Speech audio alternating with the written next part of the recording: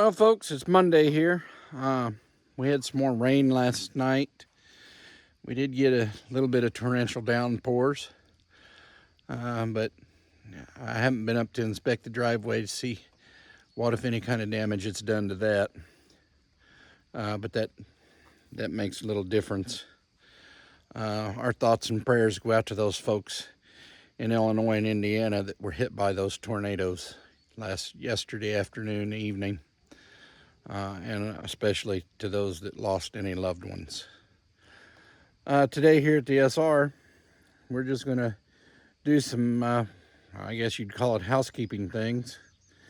Right now I'm going to put 2 new front tires on this tractor here. It's a D14 Alice Chalmers. I'm going to set you all up on timey lapse so you don't have to watch everything painstakingly. But we're going to get her done. So here we go.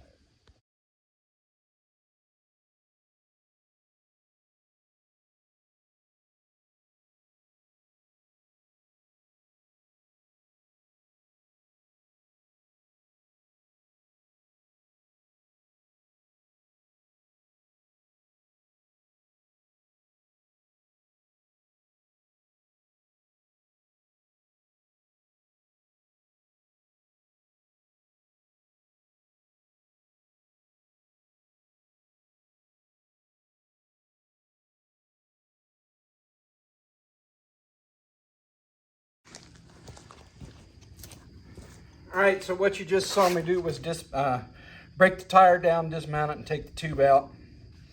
I do chip the bead area and the center section of the rim. One, you want to get rid of any sharp edges that might poke a hole in your new tube. Two, you want to check and make sure those rivets hold that center section in are still good and solid. And you want to make sure there's no cracks in these old rims. You can get new rims, but typically these old rims are perfectly usable. So we're going to put you back on time lapse. We're going to put a new tire on here.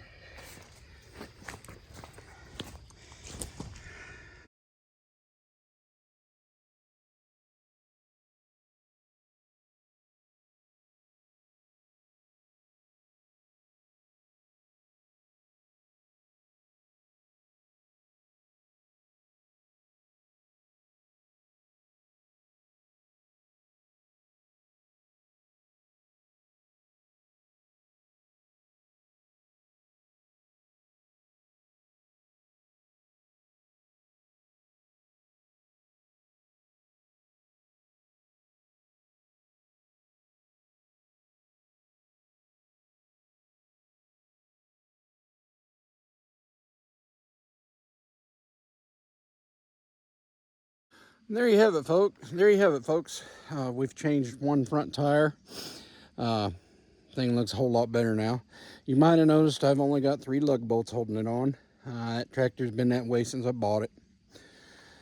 I never remember when I go to Tractor Supply to look to see if they've got any lug bolts.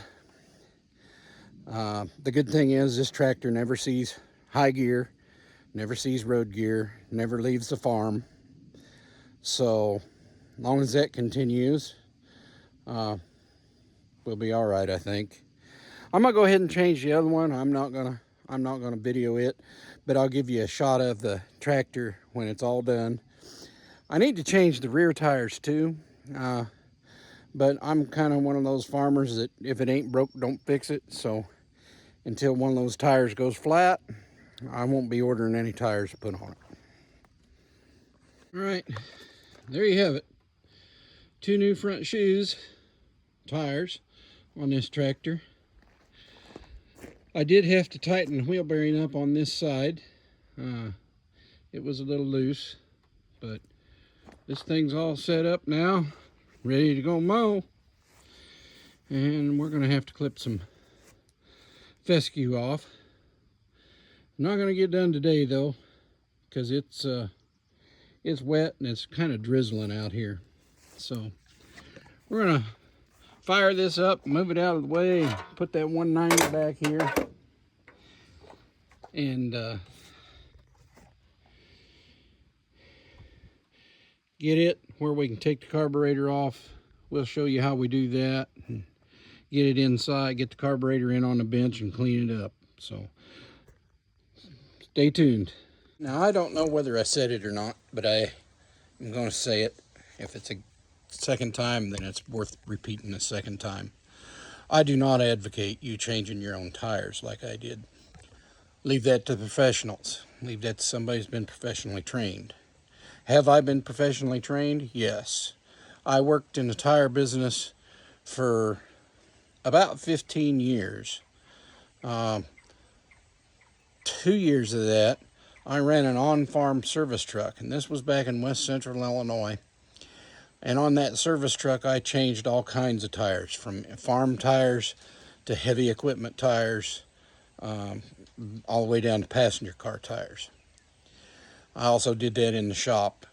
For the last 11 years that I worked at that shop, I was the service manager. The name of that tire shop was Keister's. It's in Macomb, Illinois. They've since sold out to a place called More Equipment. But I'd like to give a shout out to my former mentor and boss, who later became part owner in that company, and his name is John Schreiber. I learned a lot of valuable life lessons from John, and I was able to apply a lot of the lessons he taught me throughout my different careers in life. But again, like I said, I'm not advocating you change your own tires. It's probably been 30 years since I changed a tire the way I just showed y'all how to do it. And I'm just doing it now because I'm a poor farmer. That may sound hilarious. I'm a frugal farmer, is what I am. So if you get somebody to teach you how to change tires properly and do it the right way, by all means, change your own. But unless you know how to do it and have been trained to do it, do not change your own tires. All right, so we're going to tackle the carburetor on this 190. It doesn't necessarily need to be rebuilt, but it definitely needs to be cleaned out. Tractor won't run unless it's on choke, which indicates to me that there's some blockage in the carburetor. So I'll let you see us take it off and take it apart, do what we got to do.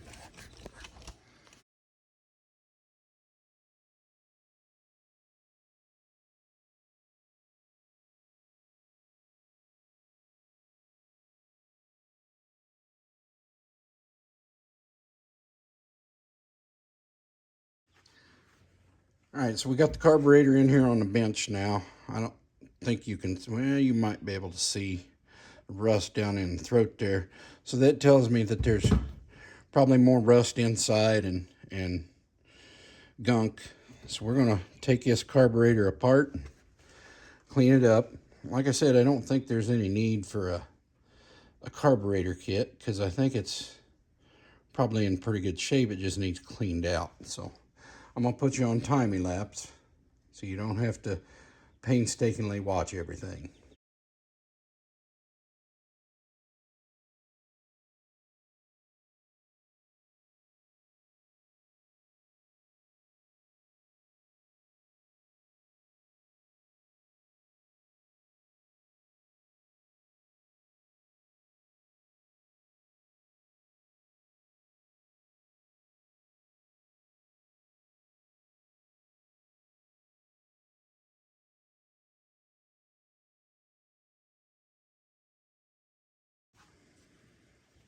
All right, you saw me take that carburetor apart and clean it up a little bit. There was a little problem with one of the center bolts, and it did finally tighten up. No big issue there. I'll keep an eye on it and make sure it doesn't leak out. But as you can see, I didn't get any new orifices or gaskets or anything. I've done this many times on these older tractors. It's really not a big issue. So right now we're going to put everything back on and give it a test run.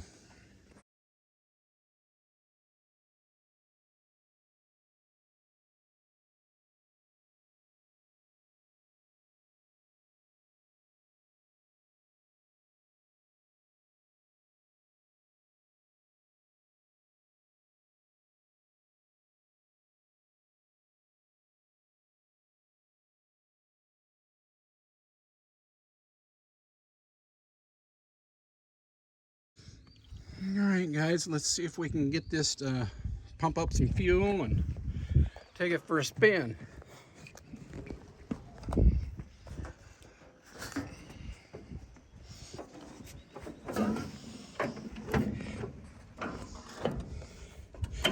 Always make sure it's in neutral. And I always forget to take my can off.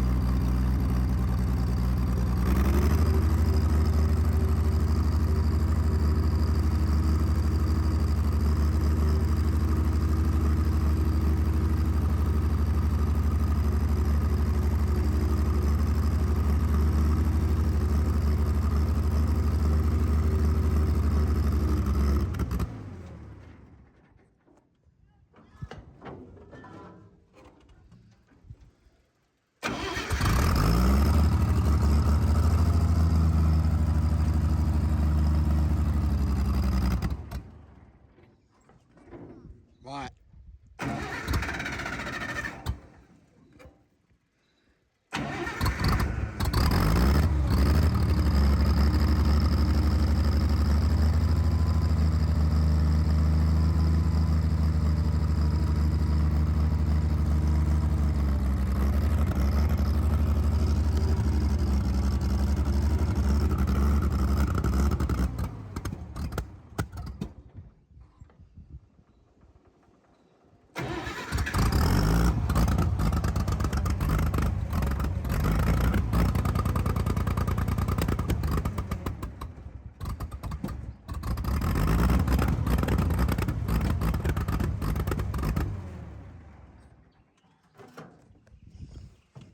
Well, we don't seem to have solved our problem very well.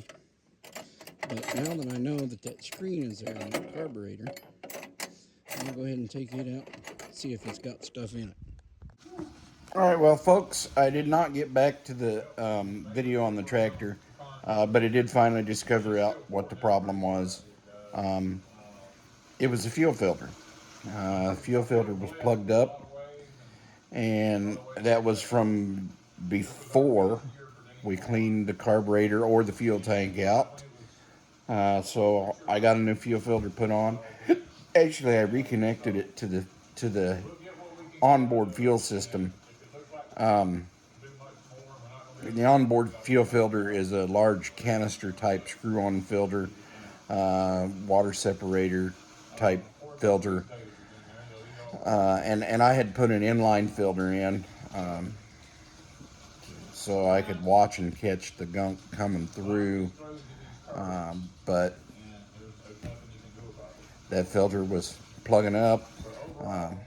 As fuel would flow, it had a piece in there that would flip up just so and plug the fuel going to the pump.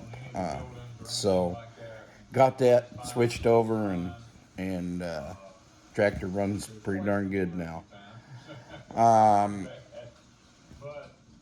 We're just filming. We're doing too much stuff for me to catch it all on film. I mean, I'd love to, but yeah, we're probably going to just stick to smaller films, single projects. We may start uploading more on more days. We'll see how that works out. Right now, though, guys, I hope you like what we're showing you, what we do and how we do things here at DSR. Please like and subscribe. Hit those buttons down below, and the notification icon so that you know when we've uploaded a new video. And until next time, I wish you well.